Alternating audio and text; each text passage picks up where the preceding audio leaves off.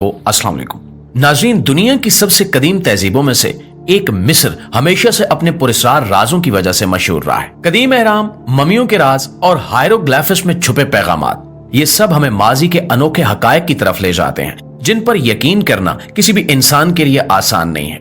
लेकिन हालिया दिनों में मिस्र की सरजमीन से एक ऐसी दरियाफ्त सामने आई है जो न सिर्फ हैरान कुन है बल्कि खौफनाक भी है। एक ऐसी किताब जिसकी उम्र 5000 साल है और जिसके सफात पर जिंदगी और मौत के बारे में ऐसे ऐसे पैगामात मौजूद हैं जो आज के इंसान को झंझोड़ कर रख देते हैं। ये किताब महज एक कदीम तहरीर नहीं बल्कि एक पुरस्कार खजाना है जिसके अंदर छुपे राज हमारी सोच से कहीं ज्यादा गहरे हैं। इस किताब में मौजूद पुरस्कार अलामतें, खतरनाक वार्निंग्स और इंसानी वजूद के बारे में चौंका देने वाले इंकिशाफात इस बात का सबूत हैं कि कदीम तहजीबें जिंदगी के बारे में क्या कुछ जानते थी।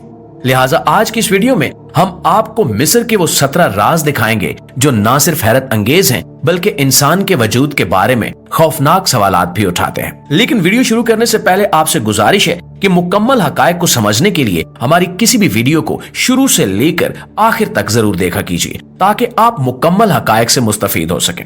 प्यारे दोस्तों, कदीम मिस्र की तहजीब अपने वक्त से बहुत आगे थी और इसका सबूत इनके वो तिब्बी तरीके हैं जो आज के दौर में भी हैरान कुन मालूम होते हैं। इन्हीं तरीकों में से एक हमल था और बच्चे की जिन्स की पेशगोई का अमल था।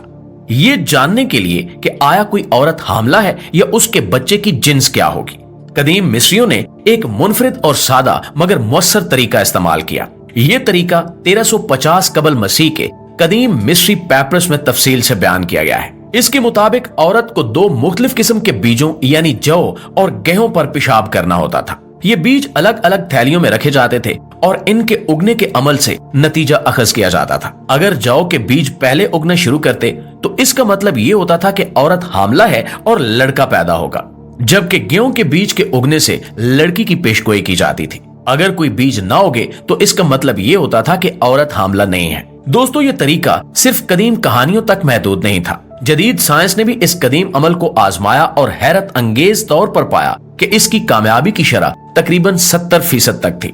साइंसदानों के मुताबिक हामला औरत के पेशाब में मौजूद हार्मोनी तब्दीलियां उन बीजों की अफजाइश पर असर डालती हैं जो उस कदीम मुशाहदे को दुरुस्त साबित करती हैं। ये दरियाफ्त कदीम मिस्रियों के इल्म हयातियात और मुशाहदे की गहराई को जाहिर करती है। इससे ये भी मालूम होता है कि वो अपनी रोजमर्रा की जिंदगी में साइंसी उसूलों को कितनी मुहारत से इस्तेमाल करते थे। खवातीन की सेहत और हयातियाती अवामिल को समझने के लिए इनकी लगन और तहकीक आज के दौर के लिए भी एक हैरत अंगेज मिसाल है। कदीम मिस्र के इस सादा मगर मुअस्सर तरीके ने यह साबित किया कि वो न सिर्फ जिंदगी के राजों को समझने में माहिर थे बल्कि जिंदगी के इब्तिदाई मराहिल को जानने में भी बेमिसाल जहानत रखते थे। ये कदीम तिब्बी रिवायत आज भी तारीख के सफात में अपनी अहमियत रखती है और हमें उस तहजीब की इल्मी तरक्की पर गौर करने पर मजबूर करती है। प्यारे दोस्तों, इसके अलावा मिस्र की रेगिस्तानी जमीनों में दफन कई राजों में से एक हैरान कुन दरियाफ्त वो कदीम बियर फैक्ट्री है जो 5000 साल पुरानी है।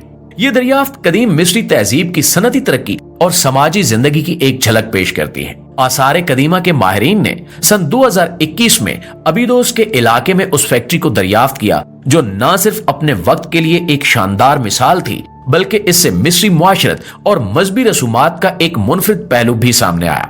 ये फैक्ट्री 8 बड़े हिस्सों पर मुश्तमिल थी और हर हिस्से में 40 मिट्टी के बर्तन मौजूद थे। इन बर्तनों में जौ को पानी में मिलाकर गर्म किया जाता था ताकि बियर तैयार की जा सके। माहिरीन के मुताबिक ये फैक्ट्री बैक वक्त 22,000 लीटर बियर तैयार करने की सलाहियत रखती थी जो उस दौर की टेक्नोलॉजी के लिए एक हैरत अंगेज कारनामा है। कदीम मिस्री मुआशरत में बियर का किरदार महज एक मशरूब की हद तक महदूद नहीं था। ये उनकी रोजमर्रा की जिंदगी और मजहबी रसूमात का एक अहम हिस्सा था। बियर को मजदूरों की उजरत के तौर पर इस्तेमाल किया जाता था। खास तौर पर एहराम की तामीर में काम करने वाले मजदूरों को बियर फराहम की जाती थी। इसके अलावा बियर को मजहबी तकरीबात में भी इस्तेमाल किया जाता था जहां देवताओं को नजराना पेश करने के लिए बियर चढ़ाई जाती थी। उस फैक्ट्री की दरियाफ्त ने कदीम मिस्रियों की सनती तरक्की और इनके रोजमर्रा के मामूलात पर एक नई रोशनी डाली। मिट्टी के बर्तनों में मौजूद बाकियात की जांच से मालूम हुआ कि बियर की तैयारी में जौ, खजूर और दीगर अज्जा इस्तेमाल किए जाते थे जिससे इनके मशरूबात में फलों के जायके शामिल हो जाते थे। ये कदीम फैक्ट्री सिर्फ एक सनती कारनामा नहीं बल्कि इस बात का सबूत है कि मिस्री तहजीब अपने वक्त से कितनी आगे थी।